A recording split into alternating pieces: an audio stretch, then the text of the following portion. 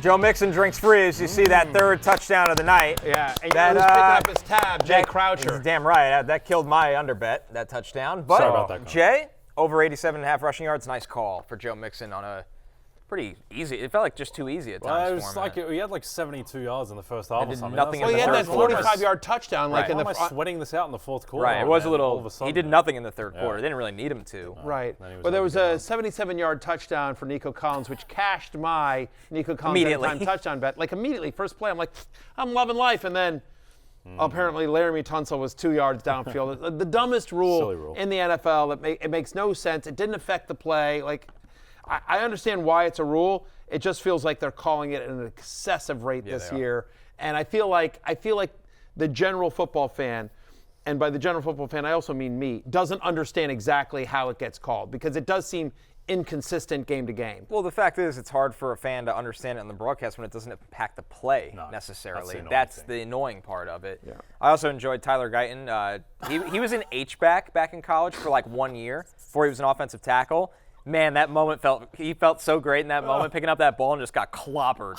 Right. Clobbered, and that killed the under. That killed Very the under, enjoyable too. watch Monday Night Football. What What are you going to do? But That's gambling. Joe Mixon leaves lets the Grape Slappers make a come-from-behind victory as well. I think the Texans are what they are. Look, it still wasn't, you see it right here. Stupid Dev loses a heartbreaker to the Grape Slappers. Clutch comes through in these big moments. I'm not going to lie, I fell asleep halfway through the fourth quarter, very exhausted from the Louis Hill announcement. But then to wake up to the Joe Mixon touchdown was glorious. And now you can see I am first in the league of a-holes. Which You is, are besides indeed. you. I'm fifth, but I'm third in total points. Okay, Just I'm as first something. in total points Yes, as well you as are. leading. You are. This You is are. going to come down to the final week of the season for playoff It's ugly. seeding. I mean, you look at how many. We're all 6 and 5. Everyone's 6 and 5. Everyone's 6 and 5 except for Adam. Poor Adam. And Jay. and Two different sides of the coin. Yeah. It's unbelievable. All right. So, Houston Texans side of the ball. You know, I'm not worried about Nico Collins. Obviously, very tough break on that first, but his first game back, like Nico Collins is going to be just fine. He looked like Nico Collins to me. Didn't play a full complement of snaps, but you know, again, that first play, even though it got called back, you're like, okay, that's Nico Collins. Yeah. But are you worried about C.J. Stroud? I am. Because Fantasy. this is a consistent problem at this point, fantasy-wise. CJ, like, honestly, if you're in a one quarterback league, CJ Stroud is droppable. Yeah. He is not a QB1 this season. He was drafted as what? He was on my preseason hate list. There's a reason why. So far this season, he's quarterback 25. I mean, we're 11 weeks in. He's QB 25 on a points per game basis. He's finished higher than QB 13 only twice this season. He has 0 top 5 finishes as well. He's been under 15 fantasy points in 5 straight games.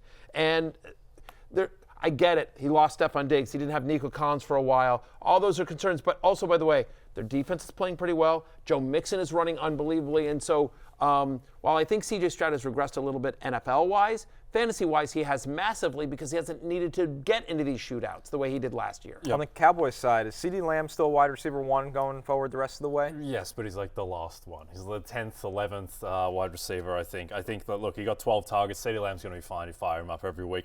Rico Dowdle might be droppable in more shallow leagues. The concern with Dowdle is that he only had the 2 catches for 6 yards. Now, to be fair, he did get 5 targets. I think he's going to be a flex-ish guy each week. I'm not dropping him just because he is a viable running back this week with 6 teams on a bye. Sure. I mean, you don't love the matchup with Washington as well, but to your point, like, he played 50% of the snaps, like 48%. So, like, you got 12 of the 21 running back touches, which isn't great.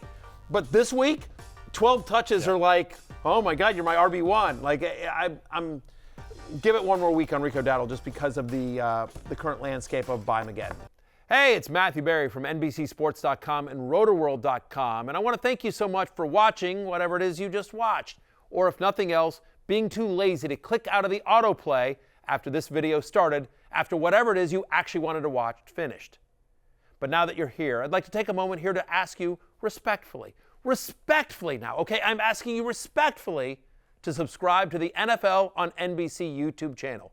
You'll get the latest Roto-World fantasy news headlines, all sorts of great shows, including my own Fantasy Football Happy Hour. So go subscribe now. Again, I'm asking respectfully.